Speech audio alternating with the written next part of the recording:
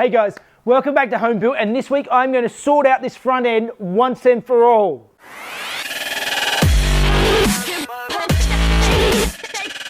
Alright guys, so you've seen me play around with this front end for quite a while now, and I have done a lot of work on this bonnet, trying to get it straight, trying to bend it up. I've created frames to try and push it and bend it, and I've fixed all the rust, and now I'm going to throw it away. It's beaten me.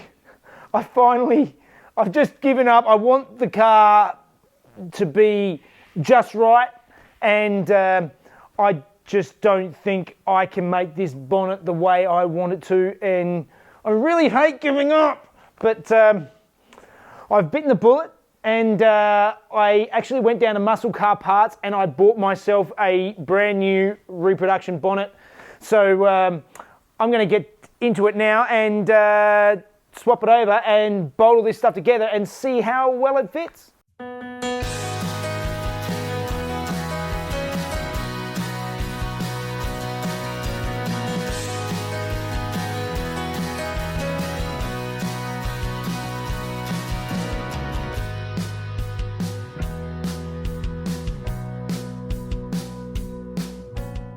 Okay, so that front end is all loosely bolted into place, and I'm actually quite lucky because these have only just become available in Australia from Muscle Car Parts as a full steel reproduction bonnet. There's been carbon fibre ones and fiberglass ones available, but that's not what I wanted. I really wanted a proper steel bonnet. So let's get it out and see what we got.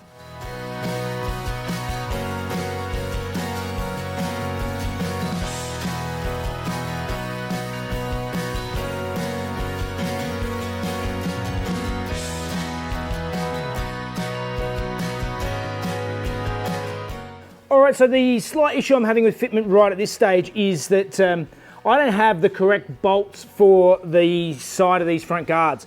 I had the same issue with the factory bonnet actually. The heads on these are obviously bigger than what the factory ones were, and they protrude out this way too much, so that the sides of the bonnet that sort of sit along here are touching it and sitting up on it. So what I've done is I've marked out the sides on the bonnet, and I'm just gonna, it's only by a millimetre or so, I'm just gonna go through and just sort of tap them in lightly with the panel beating hammer, just so that they should just slide down in between, and hopefully we get a bonnet that fits.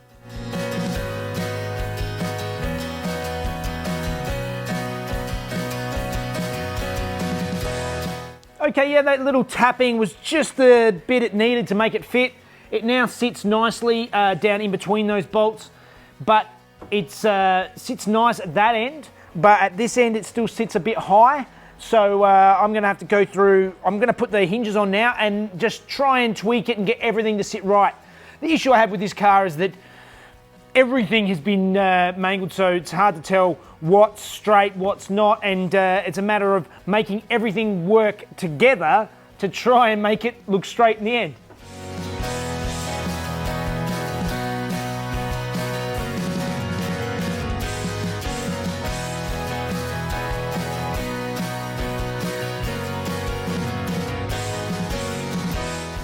All right, well, at least this is sitting horizontal under here the way it's supposed to, for starters. But you can see that it's, even with me pushing it down, there's a bit of a gap there. It's sitting a bit high there. It sits good in the middle, and then it comes back up, and it's just a little bit high at this end. It's not too bad, but it's under a lot of tension. So now it's time to start pulling it all apart and just tweaking it to get it all to fit just right, and adjust each panel and get everything exactly where I want it, so that hopefully it will all sit nice.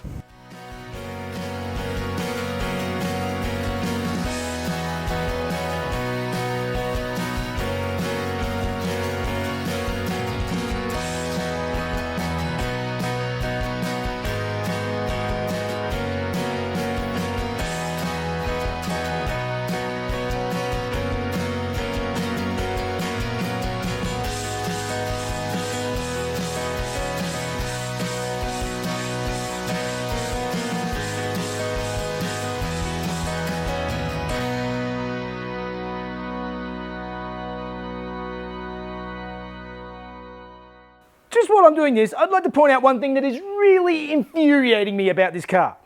The bonnet pop is right here, driver's side where you'd expect. Then I have to go around to open the bonnet. Okay, it's a reverse bonnet, it's a bit of a pain in the backside, but not too bad. Open it up, but then the bonnet stay is on the other side. So, no matter what you do, every time you open the bonnet, you have to open it from that side and walk around to this side to be able to put the bonnet stay on. It's originally a right-hand drive car. Why would you design it this way? Just put it on that side. No! All right, so you can see here that I've got the panel gaps looking pretty reasonable. The bonnet sits pretty good all the way along. This side's not too bad. This front edge is sitting up just a little bit high. The trouble is this bonnet moves that much just on the hinges itself. So the hinges have flex in it. So it's hard to get it to sit exactly where it's going to sit because of the movement in the hinges. But as you can see, that's just on the hinge, just a little bit high there. The rest of it is sitting pretty good. And to be honest, I think that is good enough for me for the time being. I can probably fiddle it out when I do the body work on it anyway. I can just get it just right, just tweak those edges a little bit. But now I think it's time to get on and fit this grille and front bar and see how that goes.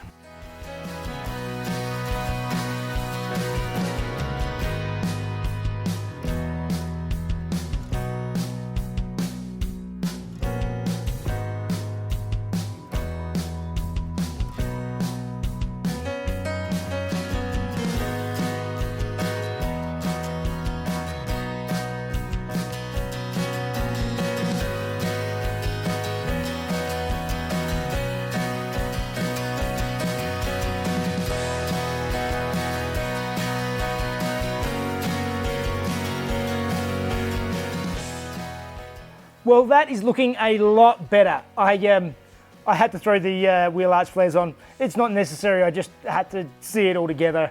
Give me some motivation to keep going, keep pushing. So that is starting to look pretty good. I mean, it's not perfect. It is not gun barrel straight, but from most of the photos I've seen, I think everybody struggles with these old Datsuns because I don't think they were that straight to start with from the factory, and then you add 40 years of getting bashed around, and it's pretty difficult to get them all absolutely perfect. So either way, I'm going to take this off now, and I'm going to start trying to panel beat some of this stuff out and get it ready so that I can actually weld up where I made my relief cuts, and also fill in all these holes and stuff. So just get it ready so that I can just finish this front bar up for good.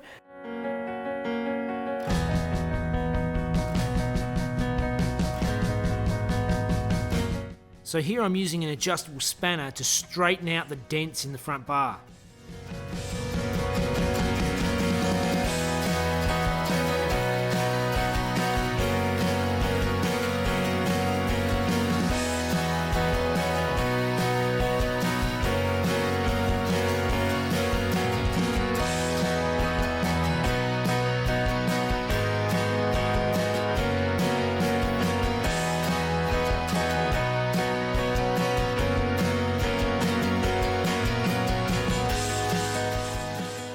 Okay, so I spent a bit of time panel beating this and got it reasonably straight. It's starting to look pretty decent. What I'm going to do now is I've got the grinder out, the flap disc out, and I'm just going to rough up the relief cuts that I did. And while I'm there, I'll grind up these holes and tidy it all up.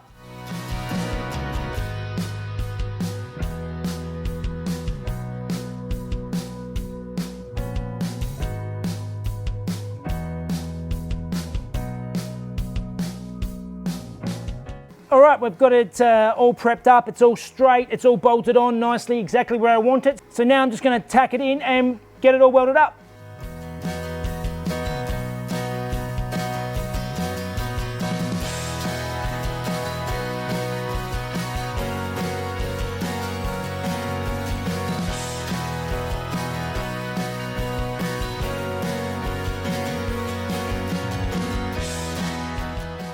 Wow, that new welder makes things so much easier. I didn't realise there was a difference. Mine's got an old transformer, so it's really slow doing the pulsing, whereas these new ones have got inverters in them. They weigh about half as much, if that, and they...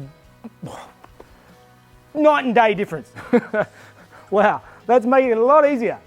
Anyway, that is all I can do for today. I have run out of time again, so at least the front end is all bolted up, and it's finally looking the way it should.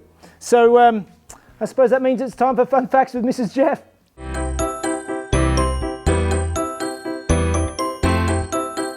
Hey guys, Bob Sharp began his racing career in 1960 in an Austin Healey Sprite, and then in a Lotus 7 before making the move to Datsun. He was a salesman at a Rambler Datsun dealership in Connecticut when he approached his boss about racing a Datsun 1500 Roadster. His boss thought it would be a good way to promote the business and agreed, and in 1964, Sharp and the team finished third in the SCCA Northeast Division. Despite the success, the dealership went bankrupt at the end of the year. Determined not to give up, and at only 24, Sharp opened his own Gulf petrol station and used car dealership. To help fund his racing career, he used his salesman's charm to convince the head of Nissan USA East Coast to sponsor his team for 1965, which was one of the very first factory-backed racing sponsorships. Alright guys, that's it for another day. I'm quite happy that is actually starting to come together, finally. The front end is looking the way it should, and it's actually starting to look like a Z again. It's getting there, but there's still more work to be done, but yeah, that was a big win. I know I caved and got the bonnet, but it's definitely the best to get it done right the way I want it. So, as always, if you want to help the channel out, just head down to the link in the description and head to our store, get some cool shirts, hoodies, or coffee mugs. And also, please like and subscribe to Home Built by Jeff, and you can follow me on Facebook and Instagram at the same place. There you go.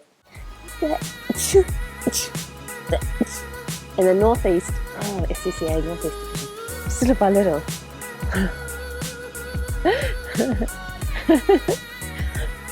Just sponsor his team.